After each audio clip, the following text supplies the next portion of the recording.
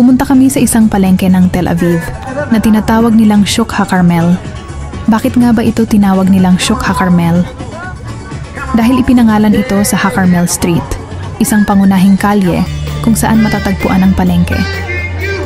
Ang merkado ay orihinal na tinatawag na Kerem HaTeimanim, ubasan ng mga Yemenites noong 1920s, ngunit pinalitan ng pangalan ng alkalde ng Tel Aviv, si Meir Dizengoff, upang hikayatin ang paglago nito bilang sentro ng komersyal. Orihinal na pangalan. Ang lugar ay unang isang makeshift marketplace para sa Kerem HaTeimanim neighborhood noong 1920s. Pagpapalit ng pangalan, hinikayat ni Mayor Meir Dizengoff ang paglago nito at opisyal na pinangalanan itong Shuk HaCarmel, Carmel Market. Pagkatapos ng pangunahing kalye, HaCarmel Street, na dumadaan dito. Ang merkado ay bukas araw-araw ng linggo, maliban sa Shabbat, Sabado, at nagbebenta ng karamihan ng pagkain, ngunit iba't ibang mga item, tulad ng mga accessory sa bahay at mga bulaklak.